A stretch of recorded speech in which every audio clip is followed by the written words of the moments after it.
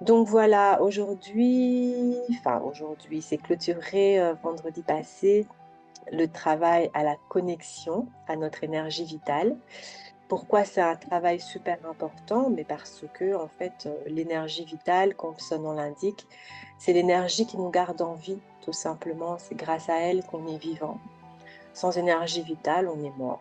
Souvent, les gens pensent que l'énergie, en fait, ne vient que d'une seule source, la nourriture, par exemple. Il y a beaucoup de croyances qui disent on a de l'énergie quand on mange bien, alors on soigne son énergie vitale, ou alors on se dit oui, c'est une combinaison de mouvements et de nourriture. Donc voilà, on se donne de l'énergie en faisant du sport ou de la danse ou une activité quelconque physique et en mangeant bien et voilà.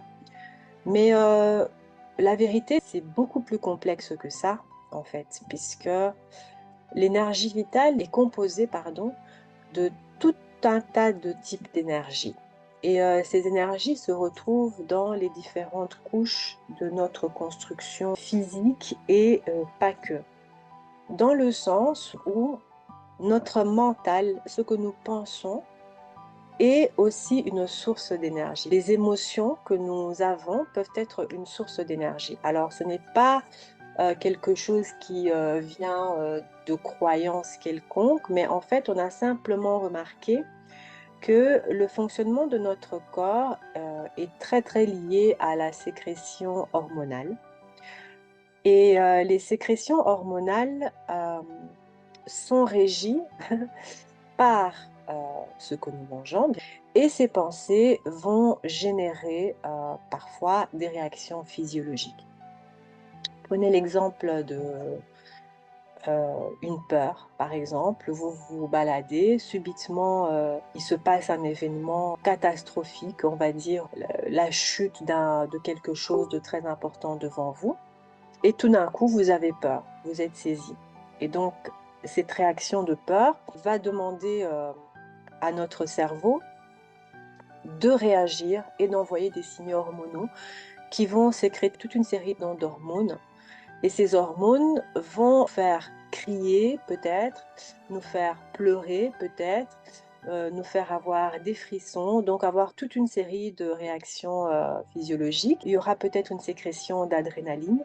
Cette adrénaline va dire au cœur de battre plus fort. Et ce battement de cœur peut parfois être tellement fort que ça peut créer des arrêts cardiaques, un déchirement de certains muscles, de certaines valves, et donc, un élément extérieur a suscité une émotion qui, elle, va envoyer un signal à notre cerveau qui, lui, va envoyer des hormones qui vont faire réagir le corps et qui vont créer une conséquence physiologique comme celle de d'avoir un problème à notre cœur ou peut-être on peut avoir très très mal à la poitrine, etc., etc. Je suis sûre que plusieurs personnes ont déjà ressenti cela. De la même manière, une émotion positive peut faire la même chose en fait. Donc, on passe un bon moment, notre cerveau va avoir l'information qu'on est en joie et donc on va sécréter des hormones du bonheur, des hormones du plaisir, des hormones relaxantes, des endorphines peut-être. Et ces hormones vont aller dire à notre corps de se relaxer, à nos muscles de se relâcher, et donc de relâcher une certaine tension, ce qui va permettre en fait aux nutriments, par exemple, de mieux circuler, à une irrigation de mieux se faire. Alors ça, c'est l'interaction corps-émotion.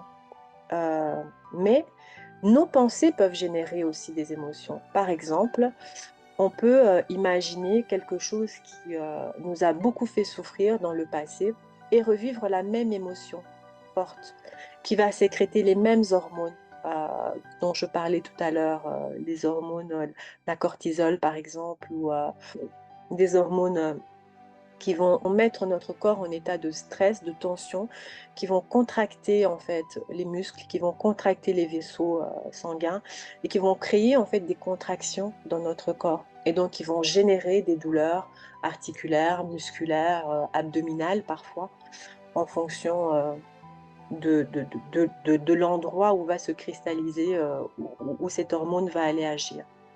Donc, voilà, ça c'est en termes de nos pensées. Et puis il y a ce qu'on appelle notre subconscient. Notre subconscient, ben, lui en fait, qu'est-ce qu'il fait? Il stocke. Il stocke nos histoires, il stocke nos traumas, il stocke nos joies aussi. Donc il stocke toute une série de choses. Mais il se peut qu'à force de stocker, il ait exactement les mêmes actions sur notre corps que l'action immédiate d'une émotion forte. Donc ça veut dire que plein de petites émotions accumulées au fil des ans vont avoir, au bout d'un moment, la même réaction dans notre corps physiologique qu'une grosse réaction comme un gros choc émotionnel ou traumatique. Donc on peut dire oui, mais on peut contrôler nos pensées. On peut contrôler nos pensées, on peut se dire à un moment donné, ok, je vais m'obliger à ne pas penser négatif, d'accord? Donc je vais me forcer et ça, je peux le faire, par exemple, comme on dit, en se changeant les idées.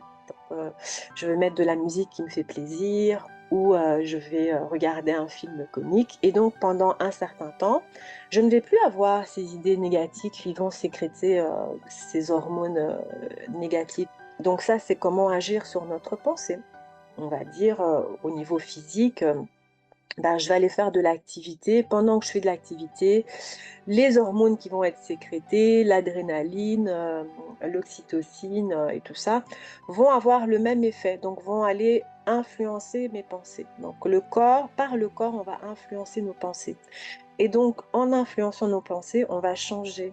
Tout d'un coup, on va se sentir plus relax, plus détendu et on va peut-être même oublier. Donc oui, c'est super. Mais alors, comment on agit sur le subconscient? Parce que ça, c'est le problème le plus complexe en fait. Dans les sociétés occidentales, on ne nous apprend pas à agir sur le subconscient. Et une des manières d'y arriver, c'est la méditation et la respiration.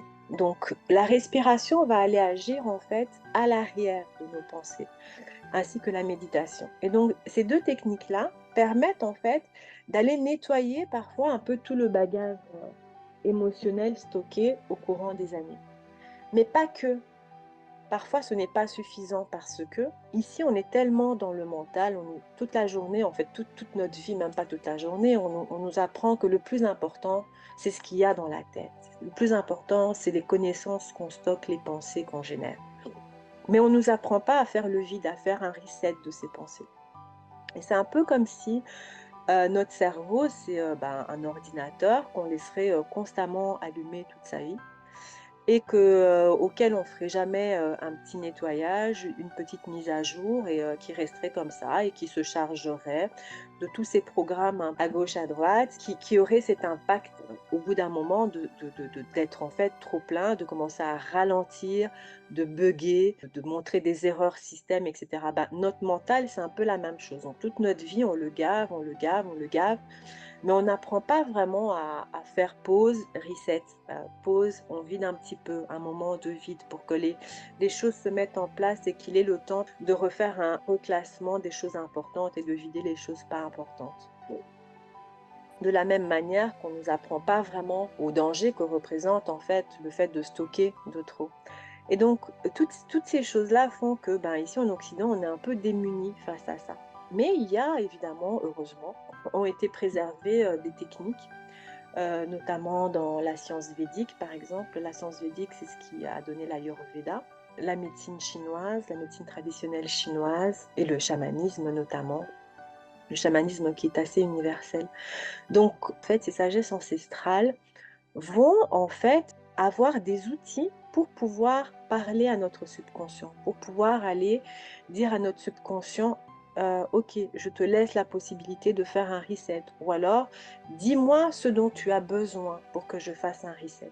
Grâce à tous ces outils-là, dans certaines populations, ben, on voit par exemple que le stress n'existe pas.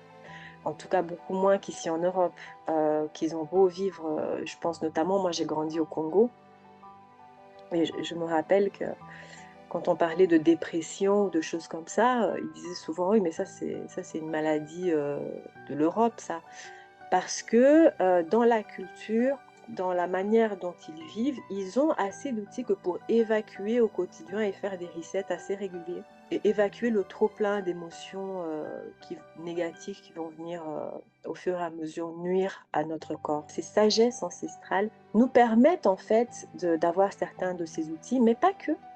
Parce que, enfin, l'Occident, on va dire, s'est rendu compte de ces manques et de tous ces problèmes neurologiques qui sont créés. Les neurosciences se sont intéressées à trouver aussi des outils pour pouvoir évacuer et pouvoir accéder à cette partie du subconscient. On a notamment l'hypnose, par exemple, qui est assez efficace. Et on a les trans ou les états modifiés de conscience de manière générale. Alors, ce sont des choses qui sont occupées à être étudiées et dont on se rend de plus en plus compte des effets positifs en fait sur pas mal de domaines, justement dans le bien-être de la personne, dans le renforcement, pardon, de la construction physique de la personne. Et donc, quand on arrive à allier le fait de pouvoir aligner ses émotions, son corps et son subconscient, en d'autres termes, son corps, son esprit et son cœur ou son âme. Donc moi, c'est cette partie-là qu'on définit plus comme étant le subconscient. Donc notre partie vraiment profonde, celle qui nous connaît depuis notre existence en fait, puisque le subconscient existe depuis tout le temps. C'est lui qui garde aussi tout le patrimoine génétique connecté à toute notre lignée. Et donc il connaît tout notre subconscient, il connaît tout de nous, mais il connaît tout aussi de notre lignée. Donc quand on arrive à aligner ces trois choses, on arrive à être beaucoup plus efficace dans notre construction au quotidien. Et notre énergie vitale, en fait, va être d'autant plus puissante et d'autant plus efficace quand on arrive à faire cet alignement. Et donc ici, dans le petit challenge de 7 jours pour se reconnecter à son énergie vitale, j'ai proposé des techniques de respiration, j'ai proposé du mouvement, j'ai proposé des méditations pour pouvoir justement allier ces trois choses. Alors je sais qu'il y en a qui préfèrent le mouvement, il y en a qui préfèrent les méditations, il y en a qui préfèrent les respirations. Et il y avait bien sûr des conseils nutritionnels puisque les aliments, c'est l'équivalent de l'électricité pour l'ordinateur ou l'équivalent du carburant pour une voiture. Donc c'est aussi important la qualité de notre nourriture. Mais il faut savoir que c'est surfait le fait de dire il faut absolument de la nourriture pour aller bien parce que il y a assez d'exemples de par le monde de personnes qui se nourrissent très peu et qui vont très bien et qui ont un très très bon niveau spirituel et qui ont très très rarement des maladies. Donc, pour dire à quel point la nourriture, je saurais pas vous donner des pourcentages exacts. D'ailleurs, je ne sais même pas si ce travail a été fait. Mais dans la construction de l'énergie vitale, je dirais pas que la nourriture représente 80%, non, loin de là. C'est peut-être, je dirais, un 40%. Parce que tout le reste, d'ailleurs, on voit parfois des gens qui sont très healthy, qui mangent très bien, qui font tout très bien et qui attrapent quand même des maladies très graves, qui attrapent des cancers, qui attrapent, qui ont des douleurs absolument abominables dans tout le corps. Ils disent: «Mais je comprends pas, je mange pourtant très bien, les quantités préconisées» et cetera et cetera. Donc c'est bien la preuve que, la nourriture n'est pas suffisante. Mais comme aucun en fait de ces éléments n'est suffisant en lui-même que pour dire, voilà, notre énergie vitale ne dépend que de ça. Non, notre énergie vitale dépend vraiment de la mise ensemble de ces 3 choses et je dirais que c'est à part égale, en fait. Je dirais que c'est presque à part égale. D'où l'importance de pouvoir en fait se faire un allié de toutes ces techniques pour pouvoir se dire: «OK, maintenant je prends mon alignement en main, j'apprends à travailler avec mon subconscient, j'apprends à travailler avec mon corps, j'apprends à travailler avec mes émotions